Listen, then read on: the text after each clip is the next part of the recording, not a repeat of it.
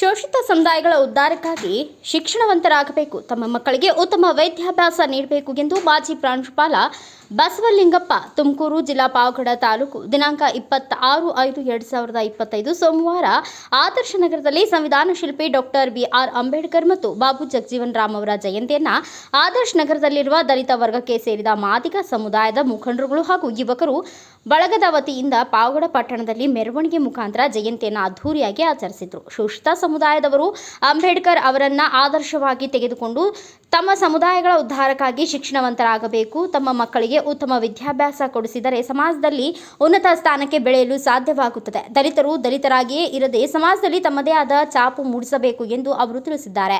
ಪಾವಗಡ ಪಟ್ಟಣದ ಆದರ್ಶ ನಗರದಲ್ಲಿ ಸಂವಿಧಾನ ಶಿಲ್ಪಿ ಡಾಕ್ಟರ್ ಬಿ.ಆರ್. ಅಂಬೇಡ್ಕರ್ ಮತ್ತು ಬಾಬು ಜಗಜೀವನ್ ರಾಮ್ ಅವರ ಜಯಂತಿಯಲ್ಲಿ ಮುಖ್ಯ ಭಾಷಣಕಾರರಾಗಿ ಪಾಲ್ಗೊಂಡು ಅವರು ಮಾತನಾಡಿದರು. ಮುಖ್ಯ ಅತಿಥಿಗಳಾಗಿ ಸಿಪಿಐ ಸುರೇಶ್ ಅವರು ಪಾಲ್ಗೊಂಡು ದಲಿತ ಸಮುದಾಯದ ನಾಯಕರು ತಮ್ಮ ಸಮುದಾಯದ ಅಭಿವೃದ್ಧಿಗೆ ಶ್ರಮಿಸಬೇಕು, ಸರ್ಕಾರದ ಸವಲತ್ತುಗಳನ್ನು ಸದ್ಬಳಕೆ ಮಾಡಿಕೊಳ್ಳುವುದು ಅಗತ್ಯವಾಗಿದೆ ಎಂದರು.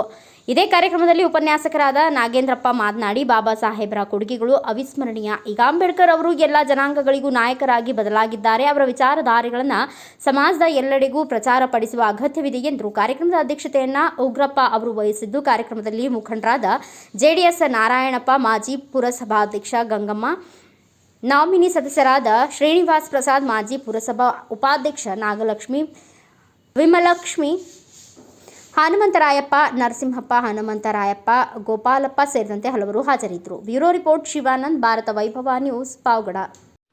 Thanks for watching. Read, discuss and debate with editor Dr. Yan Prashant Rao. Wanted reporters in print, digital and visual media for Bharat Vaibhav Daily Newspaper, BV News 5 Channel and BV Fast Web News from all the talukas of Karnataka, Goa and Maharashtra.